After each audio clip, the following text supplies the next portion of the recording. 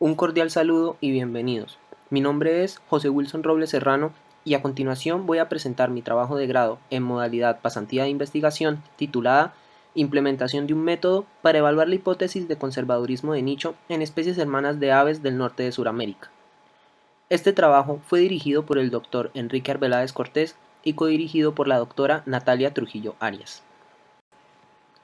Una pregunta frecuente en biología evolutiva es si la especiación se relaciona con eventos de divergencia ecológica o si estas diferencias ecológicas ocurren después de la especiación.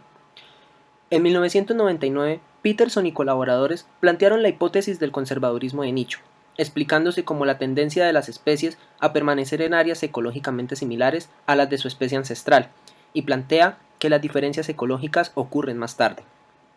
Sumado a esto, Peirce, Harvey y Rambaud plantearon que esta tendencia a retener el nicho ancestral se evidencia más claramente en taxones estrechamente relacionados, como las especies hermanas. Y a lo largo del tiempo, diferentes estudios han demostrado que esto ocurre más frecuentemente en poblaciones con distribuciones alopátricas.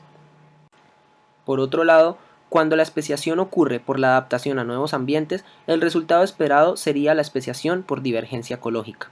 Y diferentes estudios han demostrado el papel de la divergencia ecológica en la especiación simpátrica, parapátrica y alopátrica.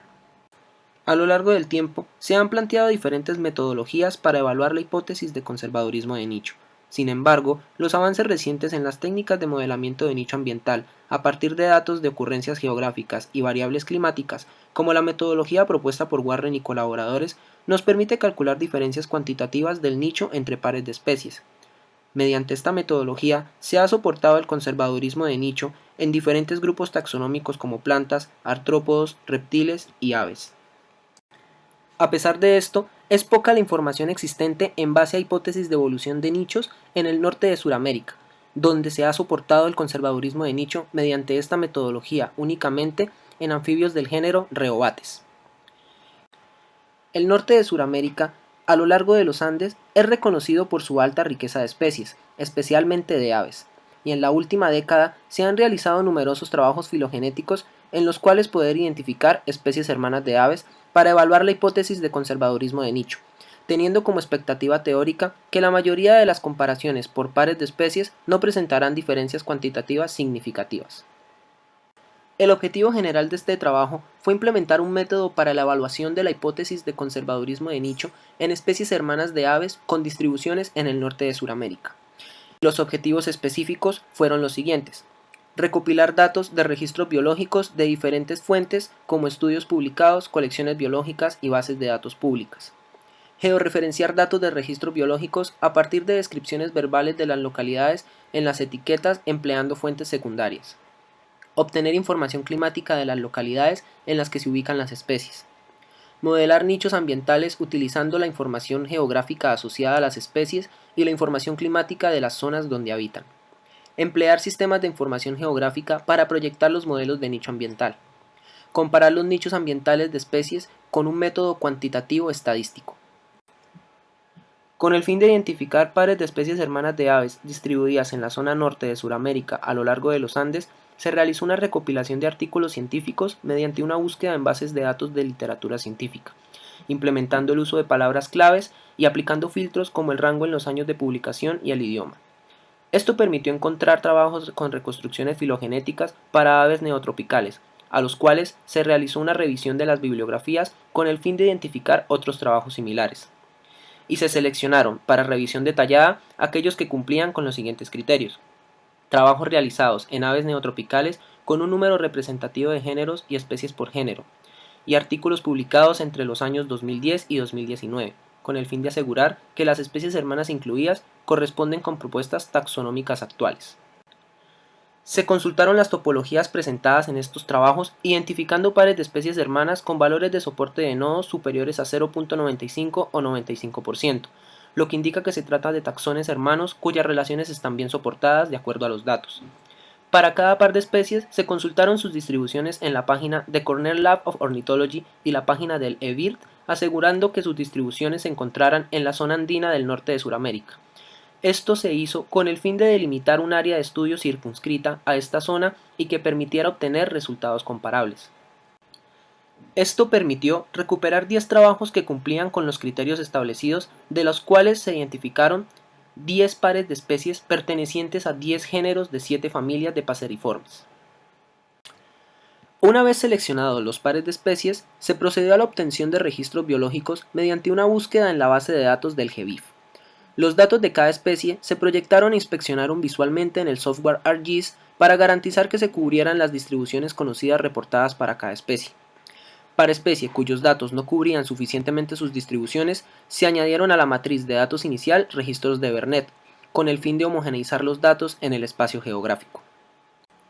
Los archivos originales para cada especie incluían toda la información de cada registro biológico. Cada archivo original fue manejado con un editor de texto eliminando todas las columnas innecesarias y las matrices de datos de las especies organizadas en las hojas de cálculo se curaron de la siguiente manera: eliminando registros sin datos para coordenadas y localidad, eliminando registros con poca o ninguna descripción de localidad, y asignando datos de coordenadas a los registros con descripciones completas de localidad, pero que no tenían coordenadas utilizando el gacetero virtual GeoNames. Luego de esto, se eliminó la columna localidad, quedando solo 3 columnas, especie, longitud y latitud, y se guardaron como archivos delimitados por comas. Para reducir la autocorrelación espacial, se realizó una depuración y limpieza de datos utilizando RStudio. Primero, eliminando los puntos duplicados con datos de coordenadas iguales y luego eliminando registros a una distancia de 5 kilómetros entre ellos. Estos datos fueron guardados como un archivo delimitado por comas y por último se realizó una depuración manual en Google Earth, eliminando algunos puntos por fuera del rango de distribución o ubicados en elevaciones que diferían a lo reportado para cada especie. Los datos finales representan los puntos únicos georreferenciados y varían en el número de registros en un rango desde 15 registros para Tangara rufigenis hasta 556 para Myoborus melanocephalus. Una vez obtenidos los datos curados y depurados para cada especie, se procedió a delimitar el área de estudio de la siguiente manera. Se desplegó la capa con las ecorregiones WWF de Olson y colaboradores en ArcGIS. Se desplegaron los puntos únicos georreferenciados de las 20 especies sobre este mapa y se seleccionaron las ecorregiones donde ocurrían las especies. Las regiones seleccionadas fueron recortadas como una nueva capa y se agregó una zona de amortiguación de 25 kilómetros lineales, los cuales fueron suficientes para garantizar que no se produjeran registros fuera de los límites de las regiones seleccionadas. Este contorno representa nuestra área de estudio.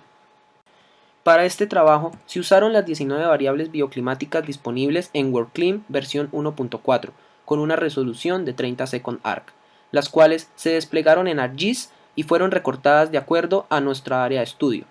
Para cada una de las especies se desplegaron sus puntos únicos georreferenciados y se recuperaron los datos de las 19 variables climáticas asociadas a cada uno de sus puntos. Luego se realizó una prueba de correlación de Pearson para identificar pares de variables con valores de correlación superiores a 0.9 y fueron eliminadas una de cada par de estas variables de manera aleatoria. Para evaluar la hipótesis de conservadurismo de nicho, se realizó el test de similaridad de background propuesto por Warren y colaboradores. Para esto, se realizaron modelos de nicho ambiental para cada especie generados con el software Maxent, utilizando el set de variables bioclimáticas, la matriz con puntos únicos georreferenciados para cada especie y la siguiente configuración general.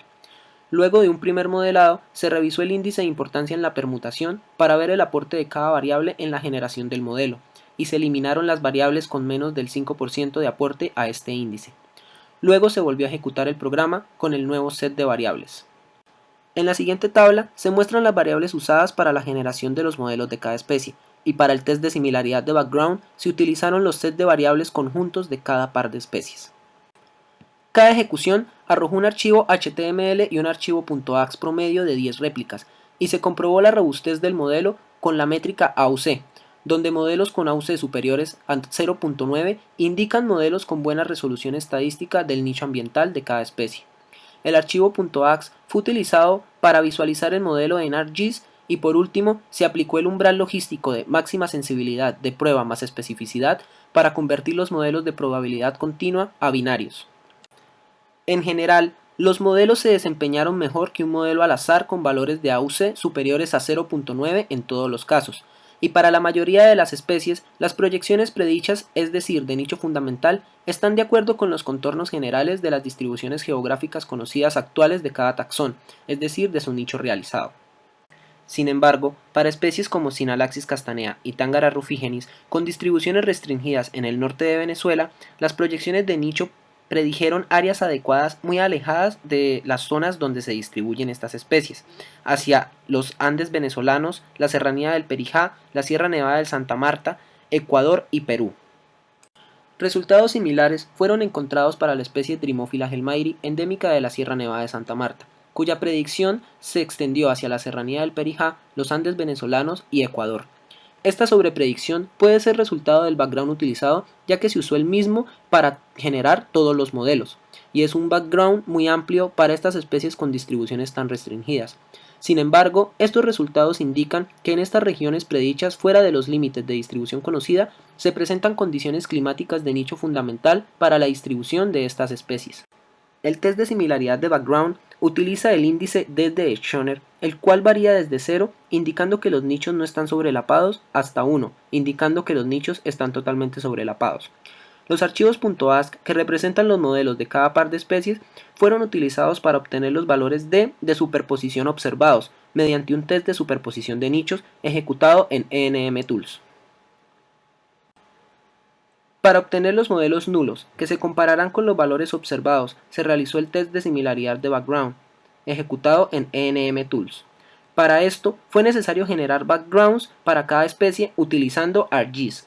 Los puntos únicos georreferenciados de cada especie se desplegaron en el mapa y fueron convertidos a una capa, que representa el área potencial de distribución de cada una, dentro de la cual se generaron 2000 puntos aleatorios y la información geográfica de estos puntos fue recuperada y esta representa el background de cada especie.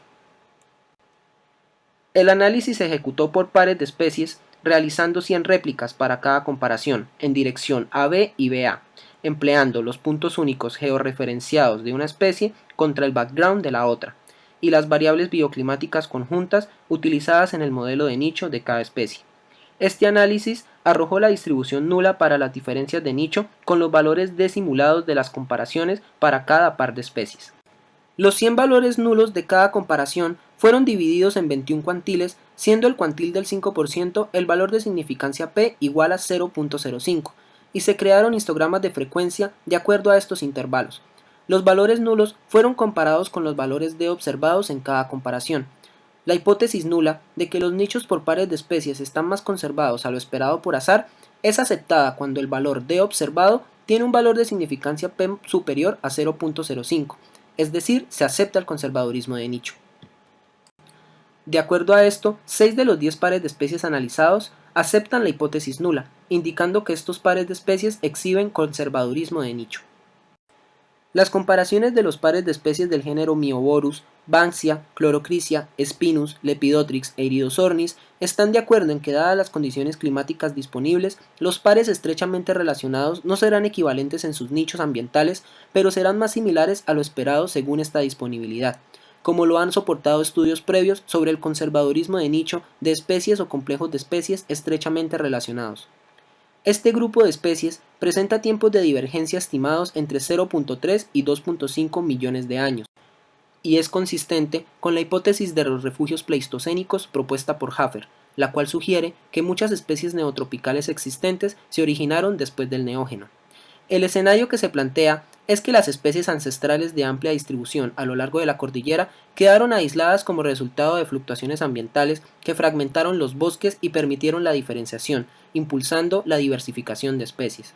Bajo este escenario, el conservadurismo de nicho podría haber promovido el aislamiento de las poblaciones durante estos severos cambios climáticos, ya que las especies no logran adaptarse a las nuevas condiciones ambientales producidas por la fragmentación, quedando aisladas de otras poblaciones por regiones intermedias con ambientes diferentes. Por otro lado, este trabajo también arrojó evidencia que rechaza la hipótesis de conservadurismo de nicho para 4 pares de especies. Para 2 de ellas, el análisis de similaridad de nicho arrojó que la hipótesis nula es aceptada en una de las comparaciones y rechazada en su comparación complementaria. Es posible que estos resultados se deban a las diferencias de la heterogeneidad del entorno ambiental de las especies, dado que Sinalaxis unirufa y Tangara labradorides presentan distribuciones muy amplias a lo largo de toda la cordillera. Por lo tanto, la heterogeneidad ambiental en estas especies será mucho mayor a la de las especies hermanas con distribuciones restringidas en la cordillera de la costa del norte de Venezuela. Resultados similares son explicados por Nakasato y colaboradores, en donde se visualizan dos especies estrechamente relacionadas. Ambas especies prefieren las condiciones climáticas representadas en verde, pero solo una tiene acceso a estas regiones, con estas condiciones, mientras que la otra permanece en las condiciones posibles más cercanas. Esto da como resultado que la especie con mayor disponibilidad ambiental prediga mejor las condiciones climáticas apropiadas para la otra, dando como resultado que sus nichos sean más similares de lo que se esperaría según las condiciones climáticas disponibles en sus regiones, aunque su similitud general sea baja. Y debido a esto, es rechazada la hipótesis de conservadurismo de nicho para estos pares de especies. Estas especies presentan tiempos de divergencia estimados de 4 millones de años y sus distribuciones son consistentes con un evento geológico de deformación descendente durante el Mioceno hace aproximadamente 5.3 millones de años, que cortó la conexión entre la cordillera de la costa y la cordillera de los Andes. Este patrón de divergencia ya ha sido reportado en diferentes estudios, y debido a estos eventos, el escenario que se plantea es que estas especies colonizaron y persistieron en macizos montañosos de baja elevación, aislados geográficamente de la cadena principal, y al quedar restringidos a la zona costera del norte de Venezuela, la disponibilidad de hábitat y la heterogeneidad ambiental se redujeron. Bajo este escenario, es posible que las poblaciones en estos macizos aislados se adaptaran a condiciones ambientales específicas en las que han persistido hasta el presente, indicando ya una divergencia en sus nichos con respecto a su especie hermana de más amplia distribución. Para los otros dos pares de especies, la hipótesis nula fue rechazada en cada una de sus comparaciones, con significancia estadística menor a 0.05, indicando que sus nichos están más diferenciados a lo que se esperaría por azar. En el par de especies de Dromophila, con tiempos de divergencia de 0.03 millones de años, se observa una diferencia en el rango de sus distribuciones. Dromophila caudata se distribuye ampliamente sobre la cordillera, mientras que Dromophila helmairi tiene una distribución restringida en la Sierra Nevada de Santa Marta, ocurriendo de nuevo lo observado en el caso anterior con la heterogeneidad ambiental. La Sierra Nevada de Santa Marta está separada de la cordillera principal por tierras bajas, y se ha sugerido que el aislamiento de poblaciones se ha producido por procesos de vicarianza de elevación y dispersión andina facilitados por cambios de temperatura. Bajo este escenario, la adaptación a los ambientes disponibles en tierras más bajas podría haber impulsado la divergencia de nicho entre este par de especies, y es algo también soportado por lo reciente que parece haber sido su diferenciación. Por último, los pares de anairetes distribuidos ampliamente sobre los Andes peruanos exhiben una diferencia de altitud en sus distribuciones. Anairetes nigrocristatus se encuentra restringida al hábitat montano en elevaciones entre 2200 y 4200 metros, mientras que su especie hermana, Anairetes reguloides, habita la ladera occidental de los Andes peruanos desde el nivel del mar hasta los 4200 metros. Evidencia filogenética indica que la adaptación de baja altitud de Anairetes reguloides ocurrió después de su divergencia de un ancestro restringido de gran altitud, y a pesar que las dos especies son generalistas tolerantes a zonas áridas, esta diferencia en elevación puede estar asociada con diferencias en factores ambientales, como la temperatura y la precipitación, lo que explica las diferencias de nichos observadas en estos pares de especies. Bajo los escenarios propuestos, la evidencia de la divergencia de nicho respalda un papel para la especiación ecológica, en el que la selección natural divergente promueve la diversificación a través de la adaptación a las nuevas condiciones climáticas disponibles. Las conclusiones de este trabajo fueron las siguientes. Se soportó la hipótesis de conservadurismo de nicho en la mayoría de especies de aves hermanas neotropicales analizadas. Se sugiere que el conservadurismo de nicho promovió la diversificación de linajes durante las oscilaciones climáticas del Pleistoceno, de acuerdo a los tiempos de divergencia de los pares de especies. La divergencia de nicho encontrada en algunos pares de especies sugiere que, aunque el conservadurismo de nicho es el patrón más común observado, no es el único factor implicado en la diversificación en especies y linajes estrechamente relacionados. Se aporta evidencia de la divergencia de nicho por posible adaptación a ambientes locales como otro posible factor de diversificación en especies neotropicales con distribuciones alopátricas.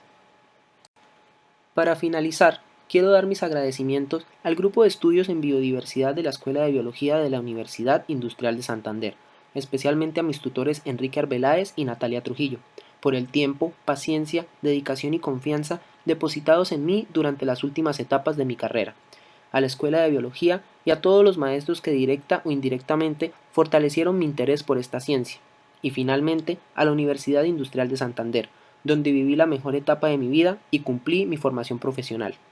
Muchas gracias por su atención.